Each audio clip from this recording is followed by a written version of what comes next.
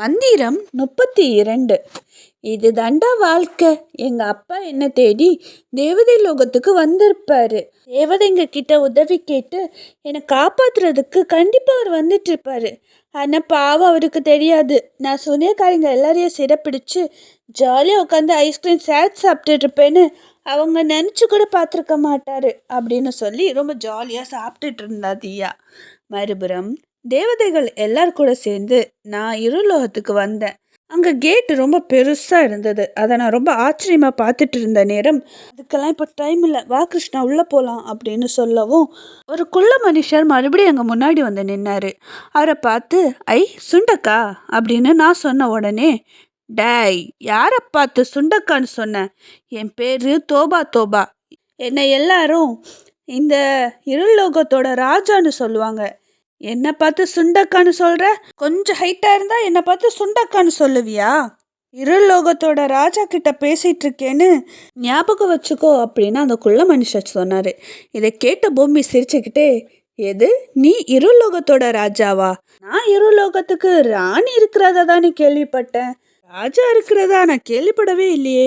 நீ அரை இன்ச்சு கூட இருக்க மாட்ட, நீ இந்த லோகத்தோட ராஜாவா?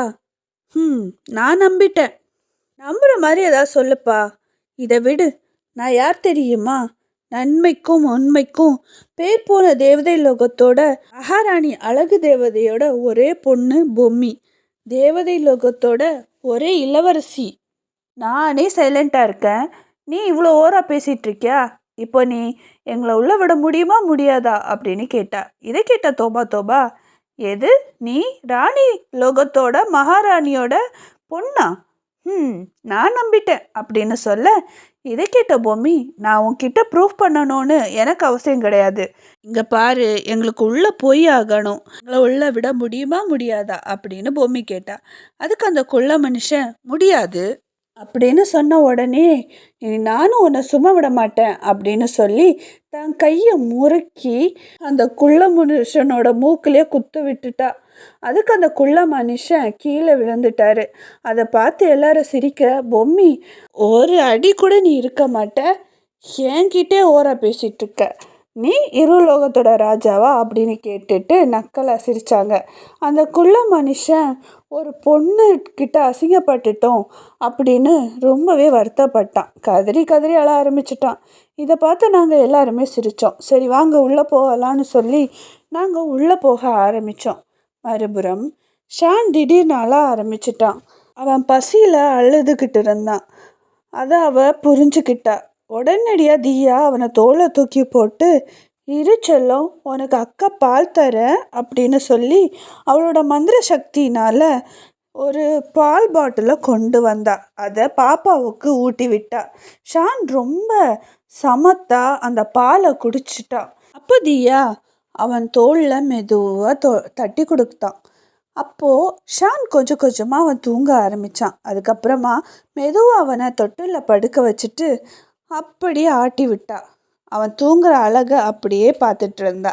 அதுக்கப்புறம் அவளோட மந்திர சக்தினால் ஒரு நிப்பில் வர வச்சு அதை குழந்தையோட வாயில் வச்சு விட்டுட்டு மறுபடியும் சிம்மாசனத்தில் வந்து உட்கார்ந்தா. குழந்தை தூங்குற அழகை பார்த்துக்கிட்டே இருந்த தியா கால் மேலே கால் போட்டு உட்கார்ந்துருந்தா. அப்போது தியாவுக்காக சாப்பாடு எடுத்துகிட்டு வந்த சூனியக்காரிங்க கிட்ட எனக்கு அப்பளம் வேணும் அப்படின்னு கேட்டா. உடனே சூனியக்காரிகளும் அப்பளம் பொறிக்க போயிட்டாங்க. அப்போது கருப்பு தேவதைகள் தியாவை சுத்து போட ஆரம்பித்தாங்க.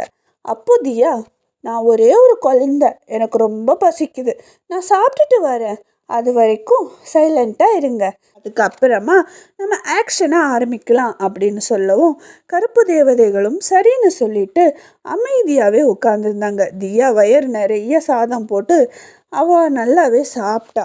சாப்பிட்டு முடிக்கவும் மறுபடியும் எல்லா கருப்பு தேவதைகளையும் அவளை சுத்து போட ஆரம்பித்தாங்க. ஆனால் தியா அவங்கள பார்த்து பயப்படவே இல்லை, சிரிக்க ஆரம்பித்தா. அப்போ தியாவை சிறை பிடிக்கிறதுக்காக அவங்க போராட ஆரம்பித்தாங்க. அவங்க கத்தியை பயன்படுத்த தியா அதிலிருந்து தப்பிச்சுட்டே இருக்கும்போது தீப்தியோட ஒரே ஒரு தாக்குதல் அவளை அப்படியே நிற்க வச்சுது. தியா கீழே விழுந்தா. அதுக்கப்புறம் எல்லா கருப்பு தேவதைகளும் சேர்ந்து அவளை தாக்க ஆரம்பித்தாங்க. மறுபுறம் ராதாவோட நிலைமை ரொம்ப மோசமாக இருந்தது. ராதாவுக்கு இப்படி ஆச்சு அப்படிங்கிறத தெரிஞ்ச உடனேயே சஞ்சீவ் மறுபடியும் வீட்டை விட்டு ஓடி வந்தான். ராதா கிட்ட உட்கார்ந்திருந்தான். கிருஷ்ணா உருவத்தில் இருக்க காதல் தேவதையும் சஞ்சீவும் கிருஷ்ணாவோட அப்பா அம்மாவும் அவங்கள நல்லாவே பார்த்துக்கிட்டாங்க. ராதாவுக்கு அபார்ஷன் ஆனதுனால உடம்பு ரொம்ப வீக்காக இருந்தது. அதனால டாக்டர்ஸ் அட்லீஸ்ட் அவளை ஒரு 6 மந்தாவது ஃபுல்லாக பெட் ரெஸ்ட் எடுக்க சொன்னாங்க. அவள் கால் தரையிலேயே படக்கூடாது அப்படின்னு சொல்லியிருந்தாங்க. ஆனால் பெட்டில் படுத்துக்கிட்டே தன்னோட தியாவும் ஷானுக்கு என்ன ஆச்சோ அப்படின்னு நினச்சி ரொம்பவே கவலைப்பட்டுட்டு இருந்தா. அதனாலேயே அவளை காயப்படுத்தக்கூடாதுன்னு சொல்லி அப்பா அம்மா அதை பற்றி எதுவுமே பேசலை. ஆனாலும் என்ன பண்ணுறது, அம்மா மனசுலேருந்து பிள்ளைங்க இல்லாமல் போயிடுவாங்களா என்ன? அழகே தரை தொடும் சிறகை உன்னை என் மடியில் ஏந்துவேன், உன்னோடு தான் நான் வாழ்வேன், மீண்டும் சந்திப்போம்.